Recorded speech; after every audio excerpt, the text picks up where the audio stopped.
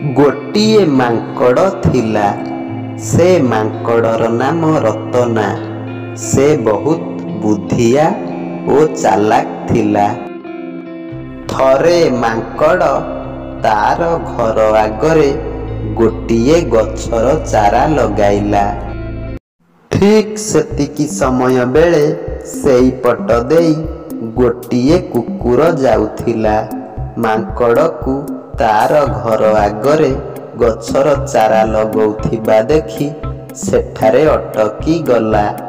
ଅଟକି ଯାଇ କହିଲା, କିରେ ରତନା, କିଏ ଗଛର ଚାରା ତା ବାଡ଼ିରେ ଲଗାଏ? ତୁ କଣ ତୋ ଘର ଆଗରେ ଲଗଉଛୁ? କଣ ହେଇଛି କି ତୋର? କୁକୁରର ମୁହଁରୁ ଏଭଳି କଥା ଶୁଣି ରତନା କହିଲା, ଆରେ ଟିପୁ ଭାଇ, ଏ ଏମିତି ସେମିତି ଗଛ ନୁହଁ, ଏ ହେଉଛି ଟଙ୍କା ଗଛ, ବୁଝିଲୁ? ସେଇଥିପାଇଁ ଏ ଗଛକୁ ମୁଁ ଘର ଆଗରେ ଲଗଉଛି। ରତନାର ମୁହଁରୁ ଏଭଳି କଥା ଶୁଣି ଟିପୁ କହିଲା, ମୁଁ ମୋ ଜୀବନରେ ଅନେକ ପ୍ରକାରର ଗଛ ଦେଖିଛି, ହେଲେ ଟଙ୍କା ଗଛ ମୁଁ ମୋ ଜୀବନରେ ଦେଖିନି। ଟଙ୍କା ଗଛ ତୁ କୋଉଠୁ ପାଇଲୁ? ଟିପୁ କଥା ଶୁଣି ରତନା କହିଲା, ମୁଁ ମୋ ବାଡ଼ିରେ 500 ଟଙ୍କିଆ ନୋଟଟିଏ ପୋତିଥିଲି। 2 ଦିନ ପରେ ଏ ଚାରା ଉଠିଲା। ଏ ଚାରାକୁ ଆଣି ମୁଁ ମୋ ଘର ଆଗରେ ଲଗଉଛି। ଆଉ ତୁ ଯଦି ଏମିତି ଗଛ ଲଗେଇବାକୁ ଚାହୁଁଛୁ, ତାହେଲେ ତୋ ବାଡ଼ିରେ 500 ଟଙ୍କିଆ ନୋଟ ପୋତେ। ତୋର ବି ଏମିତି ଗଛର ଚାରା ଉଠିବ, ତାପରେ ତୁ ଗଛ ଲଗେଇବୁ। ଆଉ କଣ? ରତନାର କଥା ଶୁଣି ଟିପୁ କହିଲା, ହଁ, ତୁ ଠିକ କଥା କହିଛୁ। ଯାଉଛି, ଏବେ ଯାଉଛି, ମୁଁ ମୋ ବାଡ଼ିରେ 500 ଟଙ୍କିଆଟେ ପୋତିବି, ଆଉ ମୋର ବି ଗଛ ଉଠିବ। ତାପରେ ସଙ୍ଗେ ସଙ୍ଗେ ଟିପୁ ଯାଇ ତାର ବାଡ଼ିରେ 500 ଟଙ୍କିଆ ନୋଟଟେ ପୋତିଲା। ଟଙ୍କା ପୋତି ସାରି କହିଲା, ଯାହା ହେଉ, ରତନା ଆଜି ମତେ ଗୋଟେ ଭଲ ଆଇଡିଆଟେ ଦେଲା। ଏ ଗଛର ଟଙ୍କାରେ ମୁଁ ଦିନେ ନା ଦିନେ ଆମ ଗାଁରେ ବଡ଼ ଧନୀଟିଏ ହେବି। ଏହା କହି ଟିପୁ ସେଠୁ ଚାଲିଗଲା। କିଛି ସମୟ ପରେ ସେଇ ଜାଗାକୁ ରତନା ଆସିଲା। ଟିପୁକୁ 500 ଟଙ୍କିଆ ପୋତିଥିବାର ଦେଖି ରତନା କହିଲା, ସତରେ ଏ ଟିପୁ କେଡ଼େ ବୋକାଟା।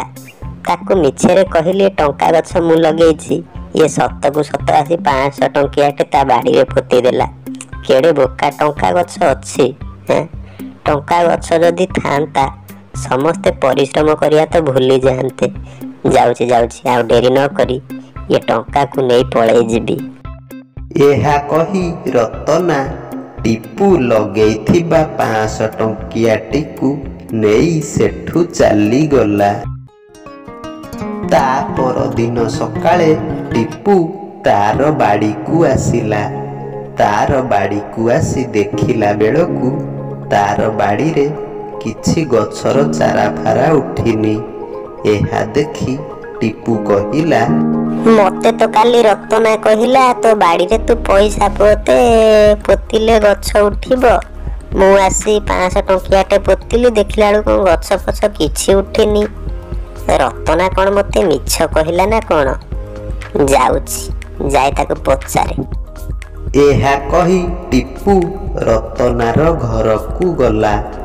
ରତନାର ଘରକୁ ଯାଇ ଦେଖିଲା ବେଳକୁ ରତନା ଘର ଆଗରେ ଟଙ୍କା ଗଛଟିଏ ହୋଇଛି ଓ ସେ ଗଛରେ 2ଟି 500 ଟଙ୍କିଆ ନୋଟ ଫଳିଛି। ଏହା ଦେଖି ଟିପୁ କହିଲା, ଆରେ ୟା ଗଛରେ ତ ଟଙ୍କା ଫଳିଛି, ମୋର ମୋଟେ ଚାରା ଫାରା କିଛି ଉଠିନି। ଯାଉଛି ରତନାକୁ ପଚାରିବି, ସେ କିଛି ଭଲ ଉପାୟ ଦବ। ଏହା କହି ଟିପୁ ରତନାର ଘର ଭିତରକୁ ଗଲା। ରତନାର ଘର ଭିତରକୁ ଯାଇ ରତନାକୁ କହିଲା, ଆରେ ରତନା, କାଲି ମୁଁ ମୋ ବାଡ଼ିରେ 500 ଟଙ୍କିଆଟେ ପୋତିଲି, ହେଲେ ଆଜି ସକାଳକୁ ଉଠି ଦେଖିଲା ବେଳକୁ ଗଛ ଚାରା ଫାରା କିଛି ହେଇନି। ମୁଁ କଣ କରିବି? ଟିପୁର କଥା ଶୁଣି ରତନା କହିଲା, ସେ 500 ଟଙ୍କିଆଟିକୁ ତୁ ସେମିତି ପୋତି ଦେଇଛୁ ଆଉ ସେଇ ନାଗି ତୋର ଗଛ ହେଇନି। ସେ 500 ଟଙ୍କିଆଟିକୁ ଗୋଟେ ଜରି ଭିତରେ ପୁରେଇ ପୋତିବୁ ନା ଆଉ ସେମିତି ପୋତି ଦେଇଛୁ ସେଇ ନାଗି ହେଇନି ଆଉ। ରତନାର କଥା ଶୁଣି ଟିପୁ କହିଲା, ଆରେ ସତେ ତ, ମୁଁ ଜରିରେ ପୁରେଇ ପୋତିନି ଆଉ ସେଇ ନାଗି ଚାରା ହେଇନି।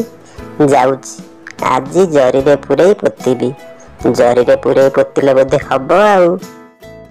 ଏହା କହି ଟିପୁ ପୁଣି ତାର ବାଡ଼ିକୁ ଗଲା।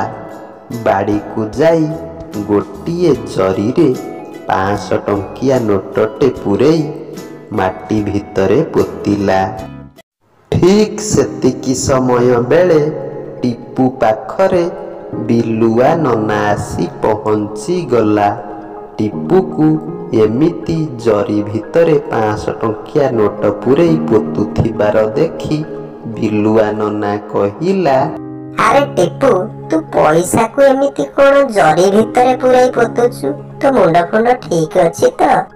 ବିଲୁଆ ନନାର କଥା ଶୁଣି ଟିପୁ କହିଲା, ତମେ ଜମା ଜାଣିନ ବିଲୁଆ ନନା, ଟଙ୍କାକୁ ଏମିତି ଜରିରେ ପୁରେଇ ପୋତିଲେ ଟଙ୍କା ଗଛ ଉଠିବ, ବୁଝିଲ? ତମେ ଜମା କିଛି ଜାଣିନା ଆଉ। ଟିପୁର ମୁହଁରୁ ଏଭଳି କଥା ଶୁଣି ବିଲୁଆ ନନା କହିଲା, ଆରେ ମୂର୍ଖ, ଟଙ୍କା ଗଛ କଣ ଅଛି? ତତେ କିଏ କହିଲା? ତତେ କଥା କହିଲା କିଏ କହନି? ପୁରା ବୋକା କାମ କରୁଛି। ବିଲୁଆ ନନାର କଥା ଶୁଣି ଟିପୁ କହିଲା, ଆଚ୍ଛା, ମୁଁ ଯଦି ବୋକା କାମ କରୁଛି ତମେ ସେ ରତନାର ଘର ଆଗକୁ ଯାଉନା ଦେଖିବ। ସେ ତା ଘର ଆଗରେ ଟଙ୍କା ଗଛ ଲଗେଇଛି, କେମିତି ଟଙ୍କା ଫଳିଛି ଯାଉନା ଦେଖିବ। ମତେ ଆସି କହୁଛ ବୋକା। ଟିପୁର କଥା ଶୁଣି ବିଲୁଆ ନନା କହିଲା, ସିଏ ତା ଘର ଆଗରେ ଟଙ୍କା ଗଛ ତତେ ବୋକା ବନେଇବା ପାଇଁ ଲଗେଇଛି, ବୁଝିଲୁ?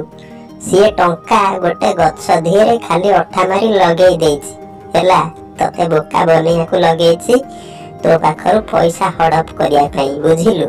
ତୁ ତ ବାଡିରେ ଡେଲି ଟଙ୍କା ପୋତିବୁ, ଟଙ୍କା ପୋତି ଯେତେବେଳେ ପଳେଇ ଯିବୁ ସିଏ ତାର ଆସି ଖୋଳିକି ନେଇ ପଳେଇବ ଆଉ ସେଇପାଇଁ ତତେ ବୋକା ବନେଇବାକୁ ଗଛ ଲଗେଇଛି ଆଉ।